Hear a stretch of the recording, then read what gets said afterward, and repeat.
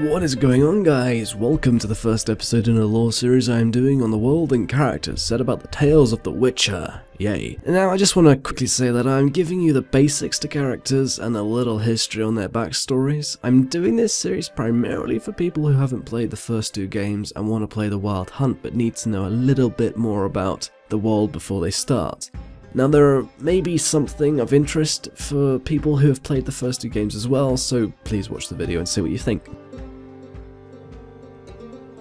The White Wolf. A Witcher. A mutant. He is Geralt of Rivia. A master with a sword, using his silver blade to slay monstrous beings, and his steel one to cut down those who cross his path. Insert huge flashy music.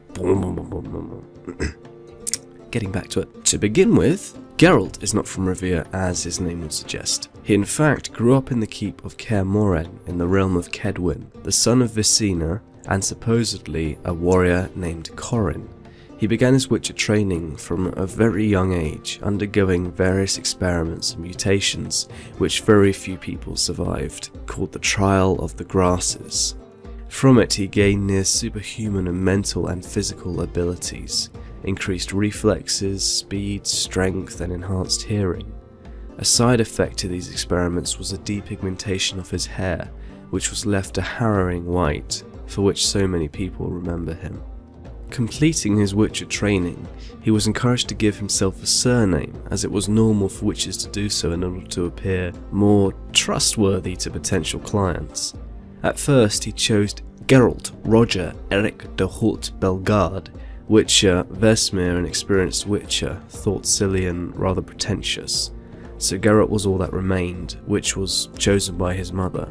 After some debate it was decided that Geralt of Rivia was a much more fitting and practical alternative, and Geralt even went so far as to adopt a Rivian accent for authenticity. Although as a fun fact, later on in his life, Queen Mevir of Lyria knighted him for his valour in the battle for the Bridge of Yarriga, conferring on him the formal title of Rivia, which amused Geralt considerably. Therefore, unknown to most, he is a knight of Lyria and not a commoner. Years later into his life, it became apparent that Geralt did not believe in destiny, the existence of a mysterious force which binds certain people together, determining their fates.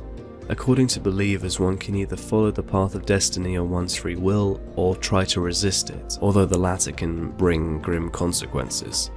On the other hand, some feel that destiny is not everything. These people say that something more is needed in order to bind two lives together, even if the rules of fate decide otherwise. The poet Dandelion contemplates whether human life is ruled by destiny. Dandelion mentions the law of surprise. When a witcher demands from a man he rescues that he is allowed the first unexpected thing he sees when he returns home, it turns out to be a child born during the father's absence. Witches take the unexpected children to their fortress and train them to become their successors. Which brings me to this point, that despite Geralt's disbeliefs, he demanded the unborn child of Princess Pavetta and her husband Dunny as a reward for his services. As the child named Ciri turned out to be a girl, he did not take her.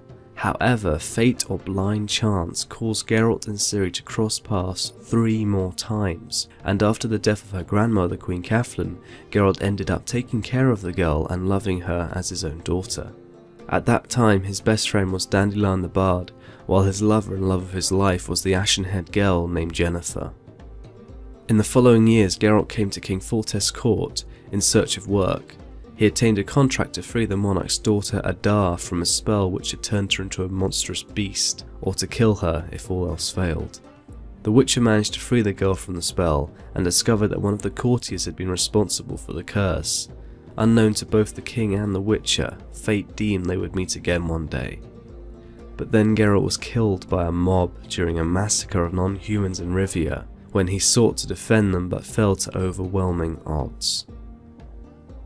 So that's about it, guys. Thank you very much for watching. Very sort of brief history on Geralt at the moment, and if you want to know anything about the first two games, then I would recommend you watch the official videos, which basically do an entire story recap of The Witcher 1 and The Witcher 2. You should find them somewhere on YouTube, just type it in and you'll find it. So thank you very much for watching, guys. I hope you enjoyed this video. Please leave some feedback, because it's very important to me. So yeah, have a good day, and I'll see you in the next one. Goodbye, guys.